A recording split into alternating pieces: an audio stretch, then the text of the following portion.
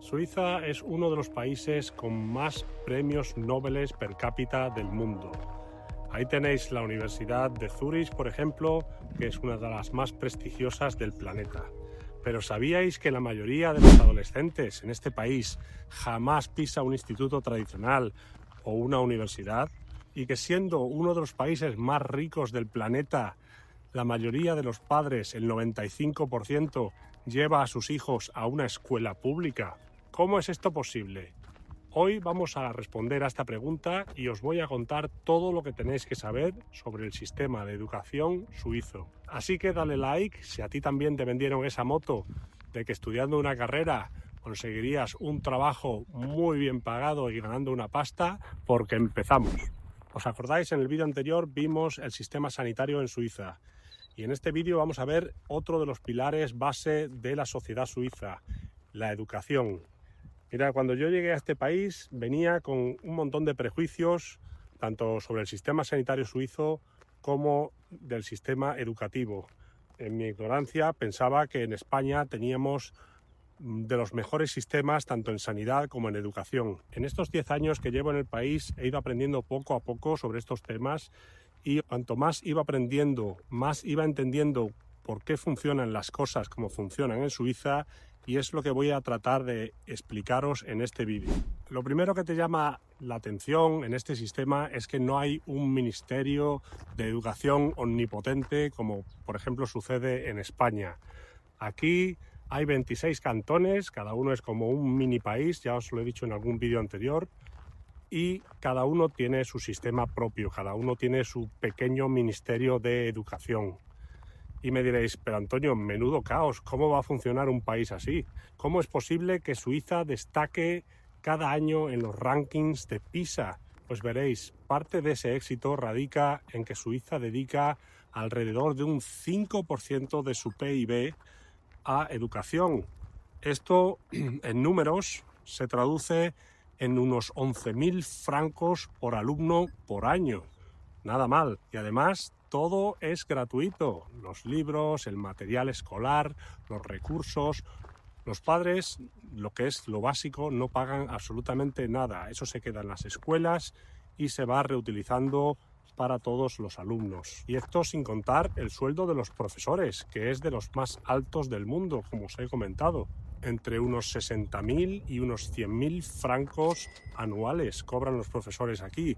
Una pieza clave en el sistema de educación suizo y además un puesto muy prestigioso, muy valorado el profesor aquí en Suiza. Pero lo que realmente me sorprendió de este sistema es que el objetivo no es que los jóvenes tengan un título bajo el brazo al final de su formación, como pasa en España, por ejemplo. No, aquí el objetivo es formar ciudadanos independientes, funcionales y tener una de las tasas de desempleo juvenil más bajas de Europa.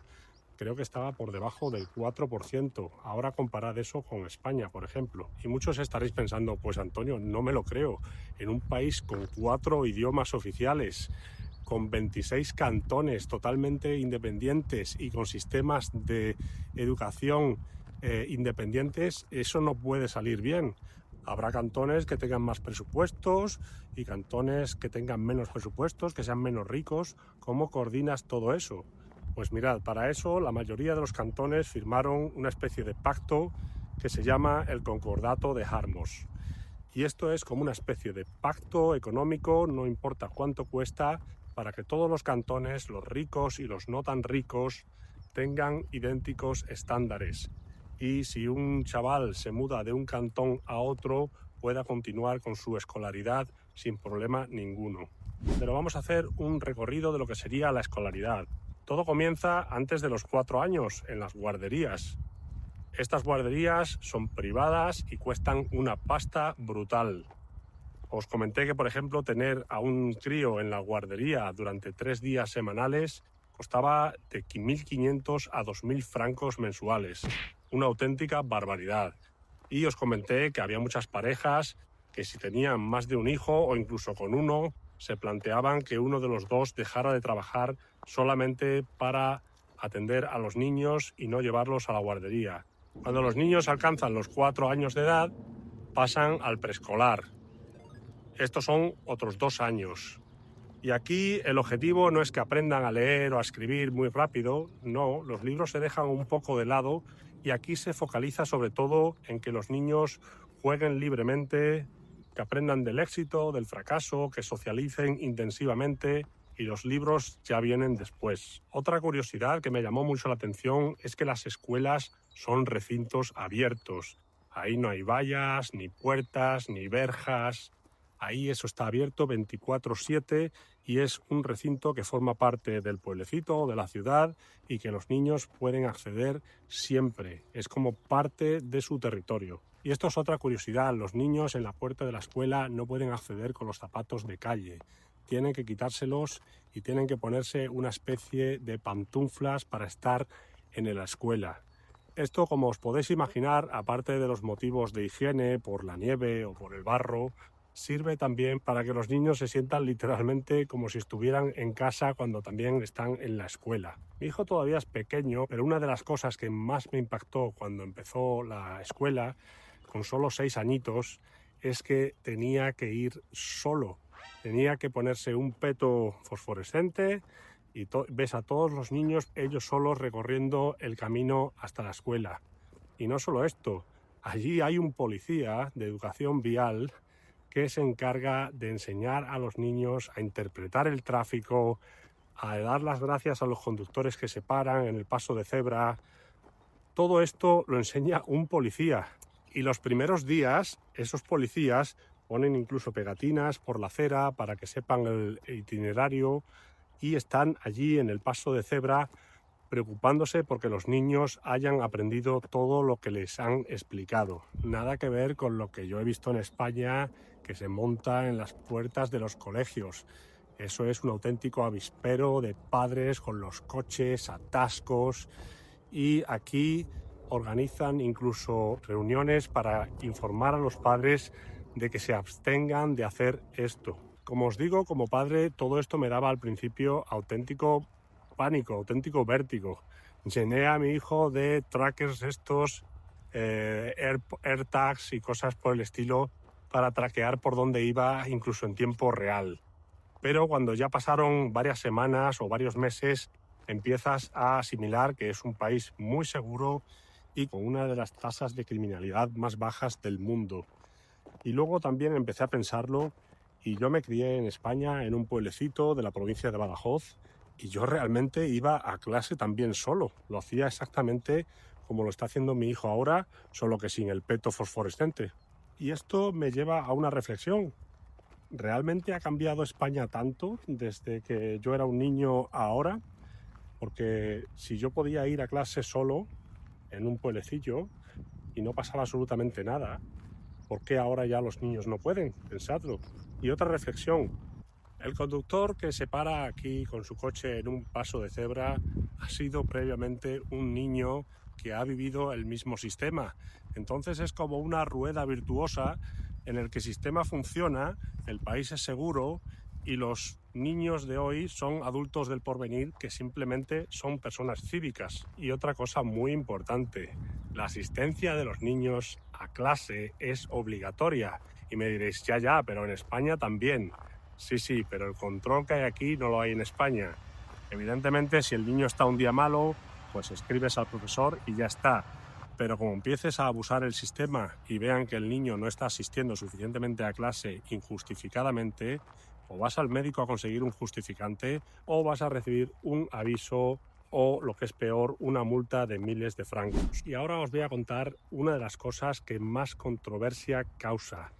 Y para ser sinceros, no tengo todavía una opinión formada sobre este tema, pero me causa bastante conflicto mental.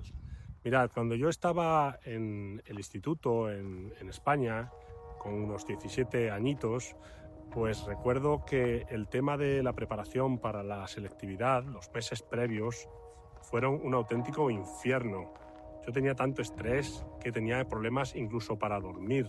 Ya cuando acabaron los exámenes de selectividad, para mí como adolescente se sintió como si acabara la Tercera Guerra Mundial. Pues mirad, toda esa presión que yo tuve a los 17 años, aquí la tienen los adolescentes con tan solo 12 años. Sí, habéis oído bien, tan solo 12 años.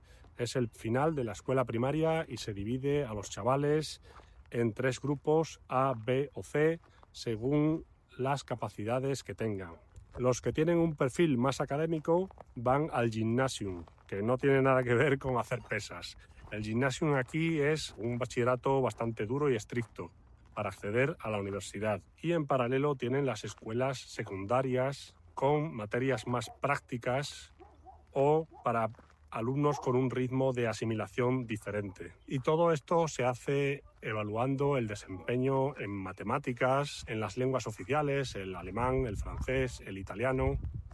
Pero no solo eso, también en la actitud, si el alumno está concentrado en clase, si levanta la mano, si respeta el turno de palabra, si trae los apuntes arrugados, la pulcritud, la ortografía, la puntualidad.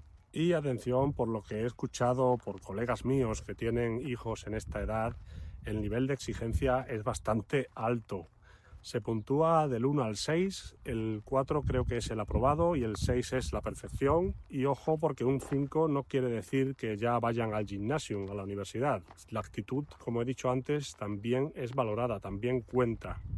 Si no tiene una buena actitud o es una persona desorganizada, puede que le reste puntos para acceder al gimnasio. Por ejemplo, he escuchado cosas como que en un dictado de 20 palabras, el tener 2 faltas de ortografía te resta un punto en la nota final. Y ahora comparad esto, por ejemplo, con el sistema español actual, no la antigua EGB o lo que era antes, no, lo que se está convirtiendo ahora en que los alumnos pasan de curso, no importa si suspenden las materias, ellos pasan de curso. A mí esto del sistema suizo sí me gusta. Es una buena preparación para el día de mañana, para el mercado laboral. Puedes ser competente e incluso tener una mente brillante, pero si no sabes organizarte, si no eres pulcro, si no buscas la excelencia, eso te va a traer problemas el día de mañana en el mercado laboral. En definitiva, el gymnasium es la vía de acceso directa a la universidad y atención a esto porque solo el 20% de los jóvenes acceden al gimnasio, solo el 20%. Como digo, este sistema me causa sentimientos encontrados. No tengo todavía una opinión formada sobre esto, pero acordándome de mi propia experiencia con 17 años, con toda esa presión en un chaval de 12 años, no sé hasta qué punto es algo que es positivo. Imaginaros que se te dan mal las matemáticas, con tan solo 10 años, pues prácticamente estás condenado a no acceder, al menos directamente, a la universidad. Y como digo, sé por colegas míos que hay muchos padres que sufren mucho esta etapa. Hay mucha presión y contratan incluso a profesores particulares para que sus hijos tengan más oportunidades de acceder a este bachillerato previo a la universidad. Y me diréis, pero Antonio, ¿cuál es el motivo de separar a los chavales con tan solo 12 años? Pues en principio el motivo es la homogeneidad. Lo que se pretende con este sistema es que los alumnos estén agrupados en grupos, valga la redundancia, que tengan más o menos el mismo nivel. Los que me estáis viendo os acordaréis de cuando estabais en clase, cuando erais estudiantes, siempre había un empollón y siempre había uno que estaba un poco más rezagado. Pues yo puedo hablar de mi experiencia. Yo estudié en un colegio de jesuitas, éramos solamente niños, éramos 42 niños en clase. Y sí, yo era del grupo de los empollones, pero había otro grupo, 2, 3, 4 niños que estaban rezagados, se sentaban al final, en la última fila, y había veces que se retrasaba el ritmo de la clase para adaptarnos a ese grupo que estaba un poco más rezagado. A mí nunca me resultó un problema esto, yo simplemente pues tenía un día más relajado si el profesor tenía que adaptar el nivel a otros alumnos. Pero lo cierto es que si lo pensáis, mientras más divides a los niños con su respectivo nivel, pues más puede afinar el profesor con el nivel de la clase que quiere impartir.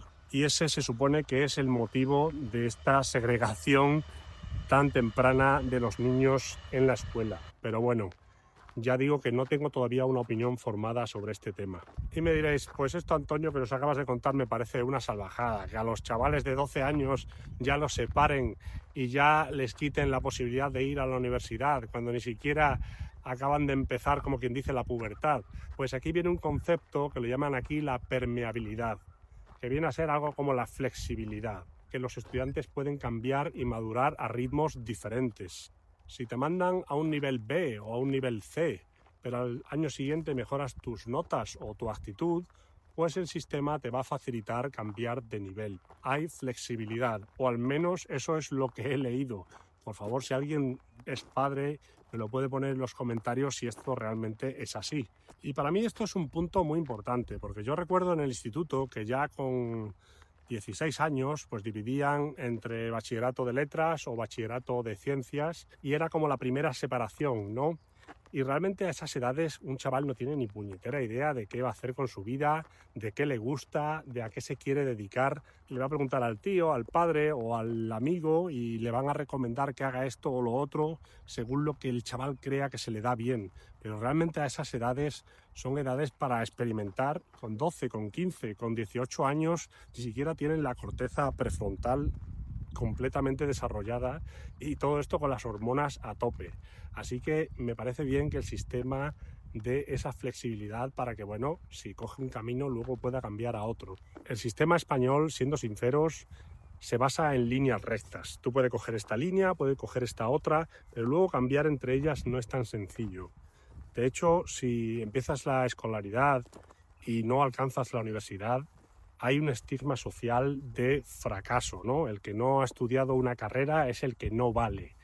Y aquí en Suiza eso no sucede. Tú puedes ser un chaval de 15 años que empieza estudiando para electricista y a los 20 años pues resulta que te das cuenta de que quieres hacer algo más. Coges lo que llaman aquí una pasarela y puedes irte, por ejemplo, a una escuela politécnica para hacer una ingeniería. Y además de todo esto, vas a tener opción a la convalidación de créditos por experiencia laboral. El sistema sí divide a los alumnos en una etapa temprana, pero por otro lado normaliza que sea muy flexible cambiar sin tener ese estigma social de el fracaso. El 70% de los adolescentes elige no ir a la universidad. Repito, más de 2/3 de los adolescentes no hacen el gymnasium. Todo ese talento lo absorbe el sistema de formación dual suizo. Y esto explica por qué en Suiza el desempleo juvenil es tan bajo, con una de las tasas más bajas de Europa. Porque aquí la titulitis no tiene cabida. El objetivo del sistema es no formar a estudiantes desempleados. Así que aquí cualquier chaval de 12 años que elige no ir a la universidad no lo ve como el plan B o el plan para los que no valen. Lo ve como el plan que 2/3 de sus colegas están haciendo. Y ojo que no estamos hablando de un taller en un aula del instituto. Estamos hablando de trabajos reales.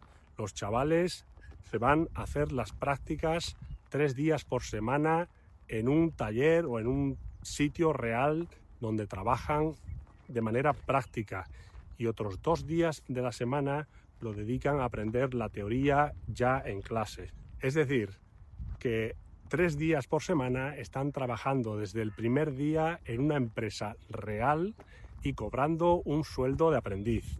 Que sí, no es gran cosa, pero para un chaval que vive con sus padres y simplemente está aprendiendo es un gran paso. Y ahí se van a tirar reparando coches o reponiendo en un supermercado o programando software durante 3 o 4 años, van a conseguir su certificado de CFC y a partir de ahí casi siempre consiguen trabajo seguro y el salario se va a mover en torno a unos 5.000 francos de entrada. Imaginaros un chaval de 18 o 19 años, aunque todavía viva con sus padres, pero ya con esa estabilidad financiera brutal. Y ya os lo comenté en unos vídeos anteriores, esos 250 trabajos que se imparten en este tipo de formación son realmente los trabajos que están a día de hoy más protegidos de la inteligencia artificial. Muchos de los que hemos estudiado una carrera no lo tenemos tan claro si de aquí a unos años vamos a estar en la cola del paro. La sociedad no te va a juzgar por no tener un título universitario en Suiza. Un maestro relojero o un técnico agrícola tienen el mismo respeto intelectual por parte de la sociedad. Nada que ver como en España, que hay una titulitis que lo flipas y realmente mucha gente piensa que el que no va a la universidad es un perdedor. Os voy a contar algunas curiosidades sobre el sistema de educación suizo. En primer lugar, hay algunas celebridades que han estudiado aquí en Suiza. Y os va a hacer bastante gracia, pero el famoso dictador de Corea del Norte estudió aquí en Suiza bajo un nombre falso, estuvo en una escuela pública en Suiza. Y me diréis, pero vamos a ver, alguien que es multimillonario, que se podría pagar un internado de los más caros de estos pijos en cualquier parte del mundo, ¿por qué hizo educación en Suiza bajo un nombre falso en una escuela pública, poniéndose pantuflas para entrar en clase y yendo solo con un peto amarillo a la escuela? Pues tenéis que empezar a pensar las cosas que os he contado en este vídeo: independencia, disciplina y el mismo rigor académico y cívico para todos los alumnos. Otra cosa que me parece muy curiosa es las materias que imparten. Por ejemplo, en secundaria tienen educación familiar, aprenden a planchar, a coser, a cocinar, a poner una lavadora, a llevar la economía de una casa, a hacer un presupuesto. Aprenden finanzas personales, aprenden a comer sano. Y todo este afán práctico se ve reflejado también en el civismo. En Suiza se valora el ser puntual, se enseña a respetar al profesor, a dar los buenos días al conductor del autobús. Y una última curiosidad: los niños aquí es normal que acaben hablando 3 o 4 idiomas. ¿Por qué? Pues en primer lugar porque una buena parte de la población, ya os lo expliqué en el vídeo de la inmigración, os lo pondré por aquí, una buena parte de la población es de origen inmigrante y ese idioma ya se lo traen de casa. Aparte de eso, van a hablar el idioma del cantón en el que residan y normalmente aprenden un idioma extra de otro cantón que no sea la misma lengua. Es decir, si están en el alemán, muchas veces aprenden el francés y viceversa. Y normalmente acaban también con un buen nivel de inglés. O sea que el niño puede acabar con 3, 4 idiomas muy fácilmente. Pero bueno, os hago la pregunta a vosotros. ¿Qué os parece lo que os he contado? ¿Qué opináis del sistema de educación en Suiza? Y ponerme en los comentarios qué cambiaríais o qué os parece mejor en vuestros países. Si os ha gustado el vídeo, manita arriba, suscribiros y nos vemos en un próximo. Chao.